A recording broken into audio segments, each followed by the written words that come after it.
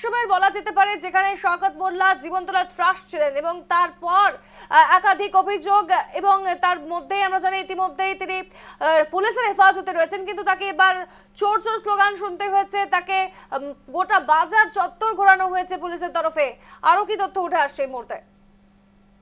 একদমই সোনালি, আমি তোমাকে জানিয়ে রাখবো, শুধু জীবনতলার বাঘ বললে বলা ভুল হবে। পুরো দক্ষিণ চব্বিশ পরগনা জেলা জুড়ে শওকত মোল্লার একটা প্রভাব ছিল এবং এই শওকত মোল্লার বিরুদ্ধে একাধিক অভিযোগ রয়েছে। তাকে তাকে প্রথমে এনআইএ গ্রেপ্তার করে। ভাঙড়ের পঞ্চায়েত নির্বাচনের সময় বোমা বিস্ফোরণ কাণ্ডে বেশ কয়েকজন মারা যায় এবং সেই ঘটনায় শওকত মোল্লাকে গ্রেপ্তার করে এনআইএ। এবং তারপরেই জীবনতলার এক মহিলা তিনি অভিযোগ করে, জীবনতলা থানাতে তিনি অভিযোগে লিখেছেন যে গত কয়েক বছর ধরে তাকে ধর্ষণ করার অভিযোগ উঠেছে শওকত মোল্লার বিরুদ্ধে এবং সেই অভিযোগ গুরুতর অভিযোগ যে তার 6 মাসের ছেলেকে আটকে রাখা হতো এবং আটকে রেখে যেখানে সেই মহিলাকে ডাকা হতো সেখানে সেই মহিলাকে হাজির হতে হতো, না তো তার ছেলেকে মেরে ফেলে দেওয়ার পর্যন্ত হুমকি উঠেছিল।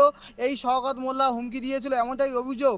তবে এই শওকত মোল্লাকে গত কয়েকদিন আগে জীবনতলা থানার পুলিশ 4 দিনের পিসি নেয় এবং পুলিশ হেফাজতে রাখে এবং 3 দিনের মাথায় আজ নিয়ে শওকত মোল্লাকে জীবনতলায় 3 দিন রাখা হয়েছে এবং 3 দিনের মাথায় তাকে জীবনতলা যে থানা রয়েছে সেই থানা থেকে জীবনতলা বাজার পর্যন্ত তাকে পায়ে হেঁটে ঘোরানো হয় এবং এলাকার যে স্থানীয় বাসিন্দা রয়েছে বা বিজেপি নেতৃত্ব রয়েছে তারা চোর চোর স্লোগান দিচ্ছে।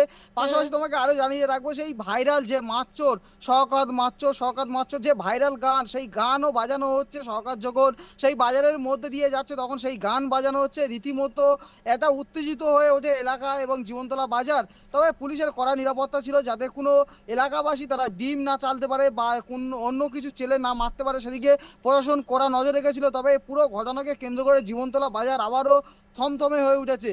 স্বর্ণালী, বেশ, নজর রাখতে হবে পরবর্তীতে। ধন্যবাদ তোমায় সৌরভ।